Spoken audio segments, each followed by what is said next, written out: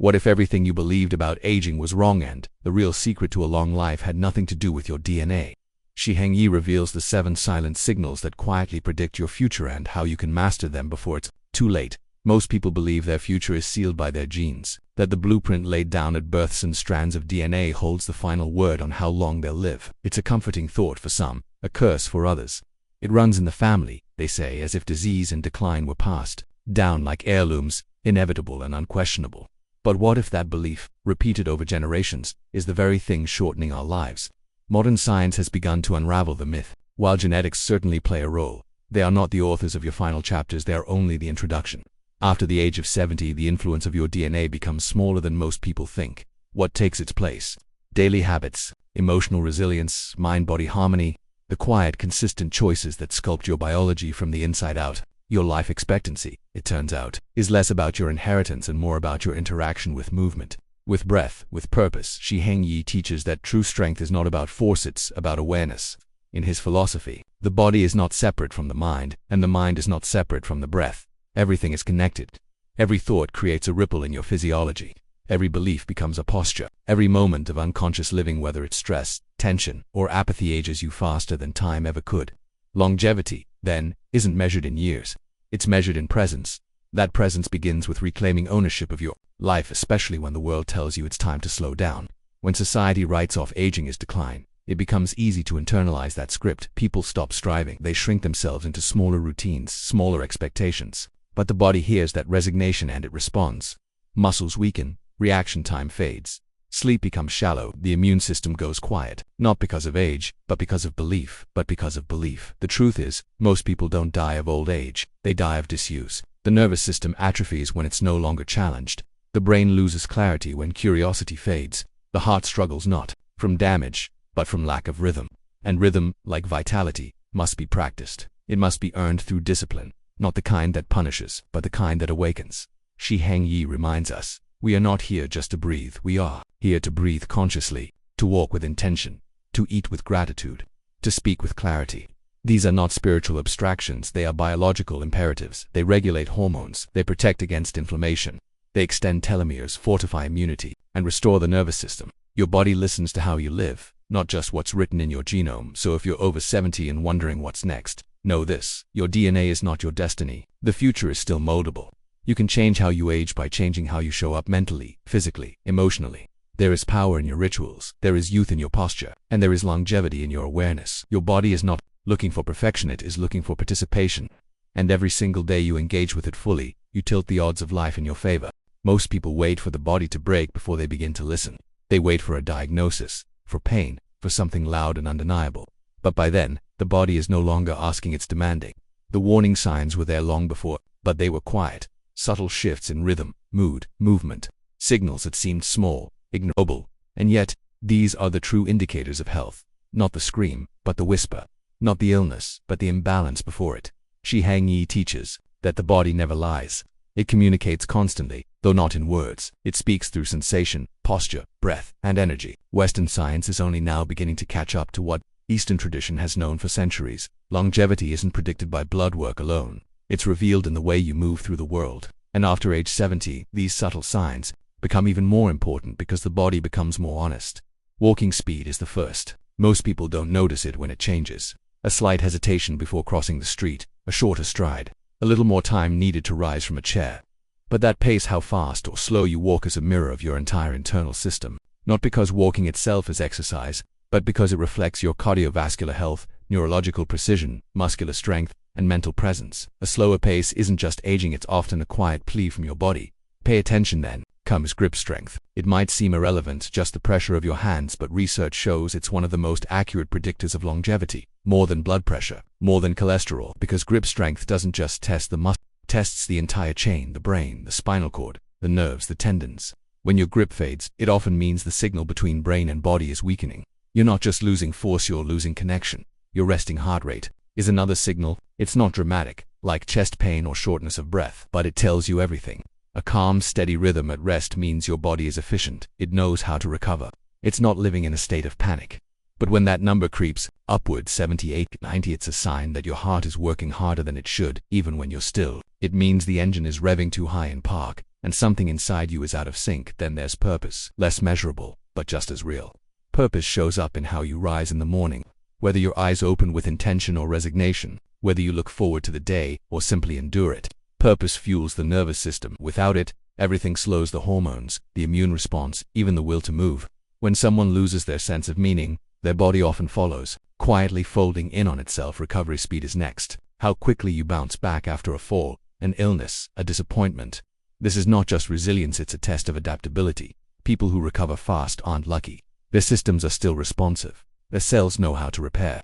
Their emotions don't get stuck in loops. Recovery is a sign that your body still remembers how to return to balance, and that memory is more valuable than strength. Optimism, too, is biological. It's not naive positivity, it's momentum. It's the belief that life still holds something good. People who are optimistic don't just smile more, they heal faster, sleep deeper, resist disease longer, because their mindset tells the body we're not done yet. And finally, connection. Social ties aren't soft luxuries. They're survival. Isolation wears down the immune system. It raises cortisol. It shrinks the world until the body forgets how to engage with it. But even one meaningful relationship, a conversation, a shared meal, a laugh can rewire the nervous system, brings you back into the rhythm of life. Shi Heng reminds us, these signs are not symptoms of decline, they are invitations. Invitations to return, to pay attention, to practice again. Because before the body breaks, it whispers. And if we learn to listen to those whispers, we give ourselves the gift of time. Not just more of it, but better. A life not extended in fear, but expanded through awareness. Longevity is not something you stumble into. It is not won by luck or locked behind genetics. It is shaped day by day, breath by how you choose to live. After the age of 70, this truth becomes more obvious.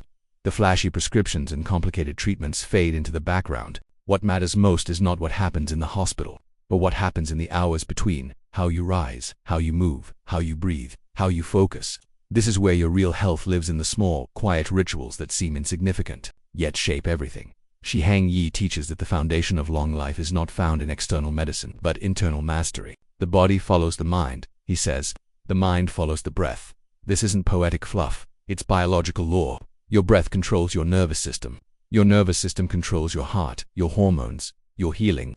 And yet, most people move through the day without ever consciously breathing once. They let life happen to them. Their lungs tighten under stress. Their posture collapses under worry. Their steps become tentative. The signal they send to their body is simple: we are not safe. But when you reclaim that signal through breath, through movement, through awareness, something shifts. You no longer react. You respond. You no longer shrink. You expand. And it doesn't take hours of training or elaborate routines. It takes intention. A handful of simple, repeatable practices that ground you in your body and return the mind to its rightful place, not as your master, but your tool. Start with the breath. Inhale slowly through the nose for 4 seconds.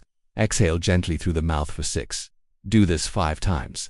That's it. In less than a minute, you begin to calm the fight or flight response. Your heart rate drops, your blood pressure softens, your brain waves shift from frantic to focused. This is not magic, it's physiology. And it is yours to command. For aesthetics or performance, but for presence. Walk slowly at first, then with rhythm. Let your arms swing freely. Let your eyes rise to the horizon instead of watching the ground. The goal isn't speed, it's connection. When you walk with awareness, you train the whole body to participate again. You remind your legs they are strong, your balance that it can trust itself, your heart that it can meet the rhythm with grace. Bring in stillness, not as escape, but as clarity. Sit, breathe, listen, let the noise settle. This is where the mind is trained, not in reaction, but in observation. Shi Heng teaches that a still mind does not mean a passive life. It means a powerful one. Because when you are no longer ruled by every thought, you begin to choose your path. You begin to move through life with direction, not distraction. And finally, reflect. Ask yourself daily, did I live with awareness today? Did I speak with intention? Did I treat this body as a temple or as a burden? These questions aren't about shame, they're about return. Return to discipline, return to presence, return to the part of you that still wants to grow. Your daily practice doesn't need to impress anyone. It only needs to speak to your body in the language it understands. Breath, movement, silence, reflection. These are the tools that keep you alive, not just technically, but fully. Not just longer, but deeper. Because longevity is not the absence of illness, it is the presence of vitality. It is waking each morning with the sense that your life is still expanding, not closing. If your life feels small, if your body feels slow, start here. Start with one breath. Start with one mindful step. Let that be enough, because in that moment, you are rewriting your fate not by force but by awareness. And awareness is the first and final practice of those who live not just long, but well.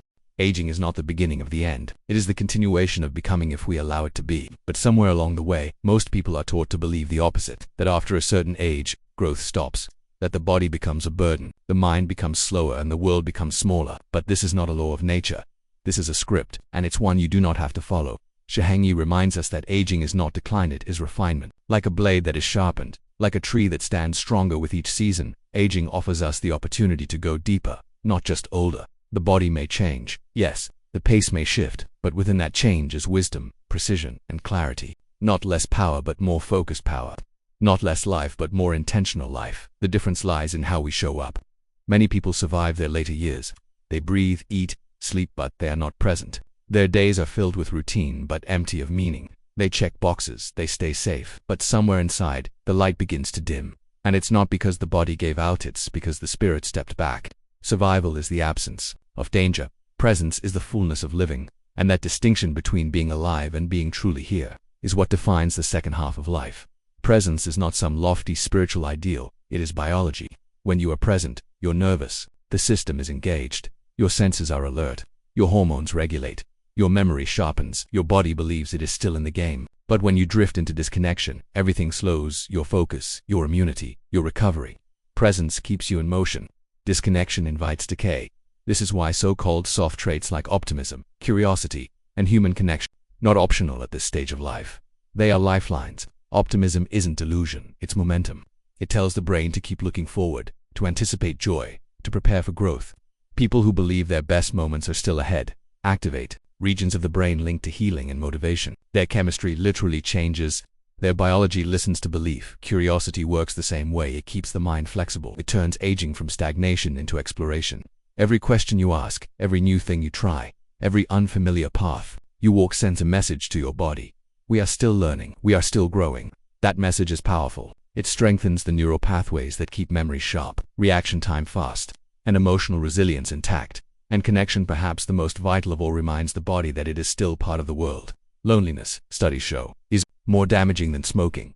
It raises inflammation. It shortens telomeres. It drains vitality. But even one deep conversation, one shared laugh, one warm hand held in silence can restore the body's sense of safety. The heart slows, the breath deepens, the system re-engages. You don't need a crowd, you just need connection that feels real. Shi Heng teaches that the body is always listening, not just to what we eat or how we move, but to how we live. If your days are filled with presence, with engagement, with purpose, your biology aligns, your cells adapt, your mind stays sharp, your energy returns, the body follows the mind follows the breath, and the breath follows what you believe is possible.